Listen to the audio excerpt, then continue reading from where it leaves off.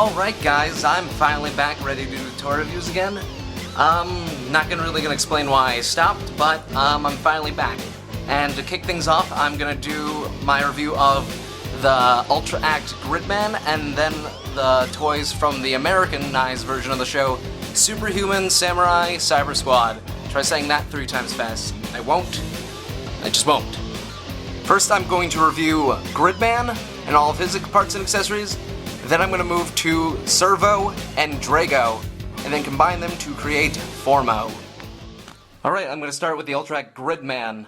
I've actually been looking forward to this figure for a long time. I grew up with the American show, and I guess you could say it was really my first, tokusatsu show, really, aside from Power Rangers, I suppose.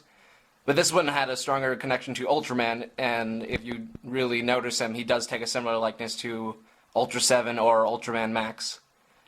I'm also going to go over some major problems this figure does have that you should definitely be aware of before you decide to buy this figure. But first, before I do that, I'm going to take a look at the box. And let me just set the camera down. Alright, for its box, it's actually really nice. It's similar to the older Ultra Act boxes where they had kind of a picture of the character on this side. So you can see it here. The newer ones kind of have like a V display right here, right like that, with the character centered. But this one's kind of nice. I kind of like the change-up, because this is much different from your standard Ultraman, since this was a totally separate series, not really in canon. But the box is very, very nice. Has a name, has a Japanese writing right there. Gridman.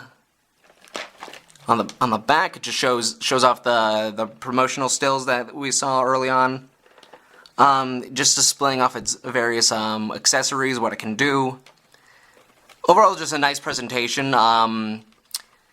Just a nice change up from your typical Ultraman, stuff. And now I'm gonna open it. Alright, first thing is first. There is a major flaw this figure has, aside from all the great things that you must be aware of. I can't exactly show you without potentially risking it, but it is a potential figure ruining malfunction.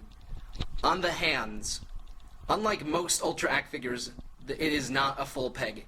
It is a half peg joint, meaning that it is not fully supported when you pull off or put on a hand. I had to find out the hard way, and this is actually my second Gridman, unfortunately. But when you remove the hands on this figure in particular, be sure to not twist or turn or just, drive in the hand when you're removing it. That it will seriously damage the figure. It will potentially snap off the joint and render the rest of the figure pretty much pointless, because you will not be able to switch hands out anymore. So just keep that in mind. Be very careful. I do not know why they decided to put a half peg. I'm guessing because the gauntlets do not allow any sort of motion with the wrists, but I really don't think they should have cheaped out on that, and I hope in future time, maybe in the future, they reissue him with a full peg joint or something. But it is something that you really need to know before going and buying this figure, because it could potentially ruin this figure, and it will, you have to get a new one if you're still interested. But please keep in mind that there's that flaw, and you really need to be careful. And now on to the figure's detail. I'm just going to start and say that it's probably one of my favorites. I've always liked this sort of armored, plated design. It's pretty rare in the Ultra universe, or just those type of heroes in general, really, to have that. I can only really compare it to the Ultraman Nexus series, where he seemed to almost have like a samurai armor type of design. He sports a similar head crest to the likes of Ultra 7, Ultraman Max, and various incarnations. He has a lot of cool armor, like plating and stuff. He's got these wicked shoulder pads. I really like. He just has a lot of cool things going for him, and they really went all out for that. Aside from the flaws I just talked about, they really just did a really nice job coloring the guy. He looks really streamlined. Everything really works, because it's just a different thing, because it's rather than just the rubber suit, it's rubber suit plus armor, which I just think is cool. It's kind of, like a Kamen Rider or Power Ranger-y type thing, but I don't know, I think it was just a really cool design choice they made that I really do admire. A lot of the parts here are like clear translucent. You can't exactly see. I'll try to get the light to reflect off it, but like the blues and his center chest piece really stand out. His eyes do. You can't really see that because of the light. I'll probably just throw up some photos for a better example, like while I'm talking. And now I'm just going to show off its articulation and maybe point out a few more things that hinder itself because of its flaws. For posability, it's pretty standard Ultraman fare, you know. He's got all the arm posability, leg posability, but a few limits on his body that are hindered by his actual appearance and armor. First off is his head. Most Ultra Acts can, you know, tilt their head all the way up to look up or to be in a flying pose. Now in the show, he flies through, you know, the cyberspace, but because of the armor plating on his neck and on his back, he can't tilt his head up really that far. That's about it. He can look, you know, he can look left to right, but he really can't, like, turn his head all the way around. He can kind of look down, you know, look sad, but I don't know why you'd have a depressed Ultraman type character, but, you know, that's your thing. His arms have good movability for his weapons and stuff, which I'll show off in a bit. But I like that they didn't just have this thing attached. They actually have this thing kind of like a free joint, like that, where it can do that, you know, things like that. So you can put his arm up all the way. It kind of can rotate 360, but you know, since I've already had the hands break on one of these things, I'm gonna just be careful with that because it is kind of like a. You can see that right there. It's kind of like a little joint thingy right there that's connecting that. So you know, if you do it, just be careful. Just be mindful of that. Does that on both things. Like I said, it's slightly limited because he has this giant chest plate on. For his waist, I haven't moved it too much. It's kind of stiff. Like maybe I haven't broken it in yet, but I just haven't gotten to like rotate his waist. I'm probably gonna break it in soon, but I'm just being cautious right now. But he can bend like that. He can bend at 3 points, one right here, then one right here, and then a little like in between there, which is nice. His arms do move like that, like they, you know by now what they do. His legs, again, they're like jointed kind of down like this. They're not as double jointed as other ones. See, they're kind of socketed in like that, so there's not as much of like a lower leg movement. Just because, like I'll show you, you'll see. Because he has these big armored legs. Like that, which are nice. They're kind of sturdy. Like, I like them a little better. They're a little thicker, a little more support when he stands.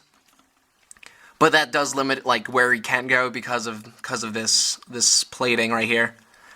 His feet, a little disappointment, and also a word of warning. This hasn't happened to me yet, but I can see it happening to somebody. But if you look real closely, his little, I guess, I don't even know what you call them, you know, like, cuffs or something on his ankles.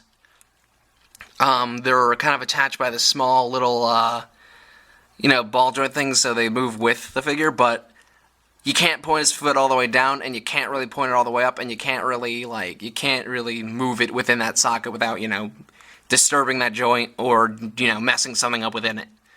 But, his little footy can bend like that, slightly forward.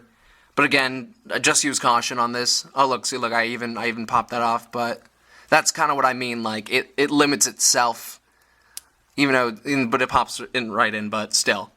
It kind of limits itself, but other than that, that's really all he does. Like, again, it's standard Ultra Act stuff. Just limited because they were changing it up, because this is really different from it. I'll actually compare it to another Ultra Act figure I'll be reviewing soon enough, but in the meantime, I'm going to show off its wicked accessories. Now, these are the accessories. They're really awesome, but you can kind of see now, if you like the accessories, why it's so frustrating and upsetting for the hands to break, which basically renders all of these accessories just pointless to have, because you can't remove his hands if they're broken, can you? No.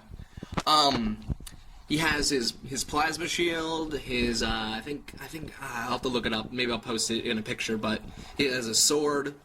Then he has his combination axe and sword. A little side note: if you ever watch the show, the shield can fold up and become an axe. But they didn't include an axe accessory, which I was kind of like, I kind of was hoping this would just turn into it, and it'd be really awesome. But it doesn't. But, you know, like, I'm okay with that. Maybe it'll come in, like, with the next expansion of the thing. But, they have the combination of those two right here, which looks really nice. It's got that nice chrome, which I actually haven't seen in any of the figures so far. It's really nice. I'll show it off in the pictures that I'll be posting while I'm speaking. But yeah, it's super nice. I just like that they did that. The chrome really shows off, and I'm glad they were able to use something like that in their figure. I mean, not many like characters have that. Like, I'd kind of almost want to see it like in some of the armor or like paint job and some of the things, but like just for a steel weapon or like just a shiny, you know, computerized weapon, that's kind of cool that they did that. His hands, standard fare, mostly two sets of style of gripping hand. One's slightly bigger than the other, because when he wants to hold the bigger sword or the shield, he has to have a bigger grip hand. Which really, and then an open splayed hands, which is, you know, standard stuff for any sort of, like, you know, character like that. And then his grid beam, as they call it, looks really nice. I like how they've been improving with that, rather than just a plastic thing. It actually is really cool looking. Yeah, it's just nicely colored. I'll show another picture of that. It's got the explosion damage. It's really... Also, another thing, be careful with this too, because it's actually rather sharp, and I'm not saying you're gonna hurt yourself, but like, you could accidentally, like, you know, grip it too hard, get poked, possibly potentially snap one of these things off, and, you know, you'll be upset. But no, it looks really nice. It bounces nicely on his arm where you place it. I'll have to show that off in another set of pictures, but it just looks really nice. They've really stepped it up since previous ones. Alright, for a quick comparison between Gridman and another Ultra Act, this is Ultraman Zero. As you can see, he's a little taller than Gridman. But, I actually think I know why they made Gridman a little bit smaller. I'll put a picture up, as I explain. But they're making a, attachment to Gridman, which is Thunder Gridman, which is a couple of the battle machines from the show that combine with Gridman to form Thunder Gridman, which is basically just a giant, like, a more mechanized version of himself. And that's going to be pretty cool, but that's, I think, why he's smaller, so he can fit inside of that and become an even larger figure. So, and that's actually coming out, I think, at the end of this month, which is January, when you're watching this. So, definitely look forward to that. And I think that's really all for now. I'm not sure if I'm going to make the second video, like, within this one or just another one, but my final verdict on the Ultra Act Gridman is definitely, if you're a big fan of Gridman, Superhuman Samurai, Cyber Squad, all of that, pick him up for sure. He's not that much. He's about maybe $40, no matter where you go, really. But definitely, please keep in mind of that flaw I talked about earlier about the wrists. Please, when you get this, be very, very careful with that.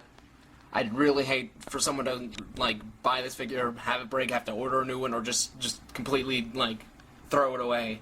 Other than that, this figure is nice, very good presentation, but just that flaw is something to really keep in mind. I really hope they fix that in later versions, or if they make a re-release of this toy because of complaints. But definitely pick him up. I'd say probably like an 8 out of 10 just for accuracy and overall appearance.